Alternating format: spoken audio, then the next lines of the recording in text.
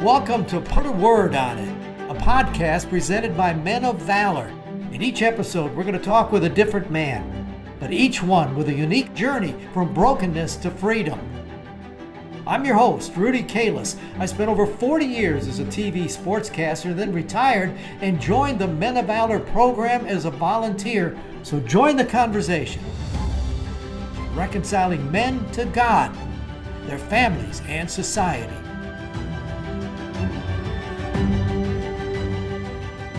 Welcome to another edition of Put a Word on It, brought to you by Core Civic. Got an interesting man for you today. Not a kid. He's just barely been out of prison for some time that he spent there, but he's a man who has lived in the fast lane for most of his life, fast lane being a motorcycle, and God brought him to a screeching halt on that motorcycle. I want you to enjoy the time that we spend with Jackie Shores, a man who's been around the world and has come back to a God above. Jackie, where'd you grow up? Louisiana. Whereabouts? And I was born in Lake Charles, and I growed up mostly up north, but I worked all down south and everything. So you like you some crawfish, Oh, you? yeah, I love crawfish. Crawfish and shrimp and crab and All that good stuff. all that good stuff. So tell me about growing up. Did you have parents, brothers, sisters? Yes, sir, I had parents and brothers and sisters. I had good parents. My daddy owned a sign company. And of course, I started painting signs when I was 9 years old. And I had a good mama, and she's a teacher. And brother and sister, they were 7 years younger than me. So Really? I was, they stayed together, and by the time they got older, I was gone. Were you a good kid or were you mischievous? I would say I was a good child. And I had a good family home. I had everything I wanted. I didn't have to want for nothing. We all did. Daddy took care of us, and mama. All right, so tell me where your life went. At 16, let's see, when I started high school, I was going to be a marine biologist. And I took all the hard courses and all that, so I get ready for college. And, it just, I don't know, you just change your mind or God leads you in another way.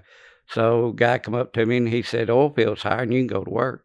So I went to work in the oil field, quit school in ninth grade and went to work in the oil field, and I was making like $3,000 a week in the oil field.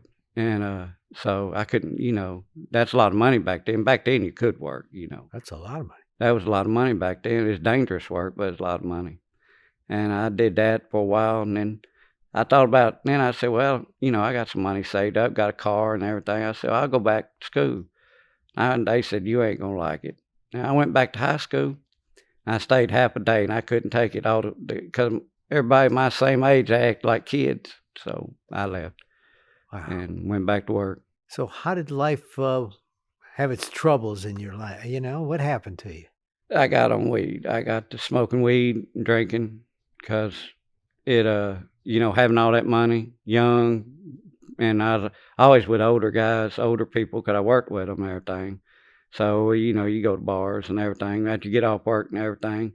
And then I was going to church some then, but not a lot. And then I quit going to church altogether. And that's when it went downhill, and then I'd get sober for a while after I got older, and I'd always get hired on at a company, end up running the company, whatever it was. I also had painted signs. I had a company all through the years. I painted signs. I did that on the side because I love to paint art. And and then I and I always hated being a boss because I couldn't fire people. I'd cry with them if I had to let them go because that's soft-hearted,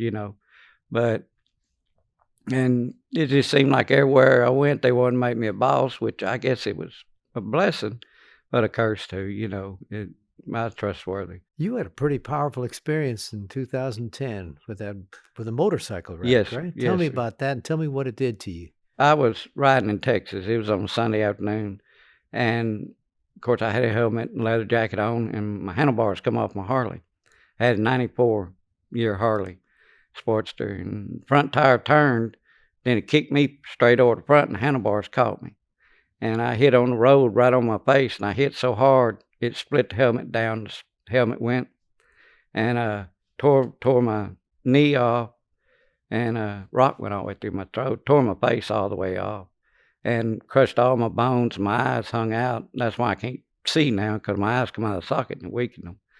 So I got all metal in my face, 4 bolts, metal knee, metal hand, and but they said as a preacher and his family was going to church, and I was in the road. They stopped. They're the ones that called the ambulance and everything. And other people stopped and said I was fire ants come out of the ground. It's real bad in Texas, and they were all over me. Everybody stopped and took off their shirts and was whooping me, trying to get the fire ants off of me. And but they flew me to LSU Hospital in Shreveport, and I stayed there 6 months, and got all plastic surgery and metal, and I walked out of the hospital with a knee brace. After that, Lord bless me. And But what goes through your mind? What do you learn from? Do you think it's a wake up call or what? at the time I did, I thought, well, I got to change, and 'cause I'd been on a bike all my life. I was born on a motorcycle down in Louisiana. We rode in the woods, and then I got thinking. I said, well, I got to quit. Of course, I wasn't drunk or nothing, but it's just, I was being careless because I didn't check the screws and stuff. But and then I rethought my life while I was in the hospital and stuff, because I was in a coma for a month. But you healed up, and Yes. then you wound up still. Something put you in prison because you Yeah. came here from Northwest. What happened? I started running motels here. I went to work running motels. And, it's like pressure, gets to me, like worrying about taking care of my workers and everything like that. So I start drinking. And once I start drinking, I can't stop. I'm not one of them that can drink 2 beers and quit. I don't stop. And then that leads to meth and everything else, And then, of course, they say I'm a bad drunk, and that's what led me back to prison. What, you get involved in some violence or something? Yeah, aggravated assault. Yes, sir. Aggravated And assault. I threatened people, and Spent 5 years, right? yes, sir. Yes, sir. All right. When did the good Lord finally grab you by the collar and say, enough is enough? 2017, I was sitting in my cell in county, and I knew I was facing the 6 years. And it just come to me, I woke up, and the sun was shining through on the wall, and I was looking at it, and I was thinking, I'm going to get this over with, and I'm going to be all right. And I said, I had a old Bible that somebody gave me. I started reading it, and I can't remember what I read exactly, but it said that he was with me. And the preacher come every Sunday, and he come up, and I said, I want to be baptized. I want, and right then, it just changed. My heart changed, and I was all right finishing out my time, doing my time. And wherever they sent me, I was all right. And I'm all right now. I know the good Lord's going to take care of me. Were you surprised it stuck? Was there a little part of you that said, man, I'm going to slip back into... No, because everybody knew that I didn't have no family, and all the inmates, they'd come up to me and they'd ask me, well, Jackie, what are you going to do? You're flattening. Where are you going to go? I said, I don't know, but the good Lord's got me. I'm going to be all right, How'd you get on to Men of Valor? Well, they when I went through classification, Yeah. they said, well, we're going to send you to TCOM. And TCOM, I got in TCOM, and TCOM, drug rehab. Yeah. And I got in there, and I graduated. Well, Lonnie Bond is the lead counselor, and he's good friends with Tommy Madison. And he made me a mentor, and I was mentoring, doing groups and everything. And he said, Jackie, you're flattening out. Why don't you talk to Tommy Madison and go to Men of Valor? Since you're a Christian, you say you're doing. I said, well, I said, all right. And I said, yeah, that sounds good. He told me all about it. I read about it. Then I watched you on the 6, every day. And I said, yeah, I'll do that. And Tommy Madison come see me, and he might come up 3 times. I talked to him in the concert and everything. He said, come on, and we'll take care of you. And I've been blessed. What do you want to do? Is there something that you're are you just going to take one day at a time? Because you're about done with being a freshman here.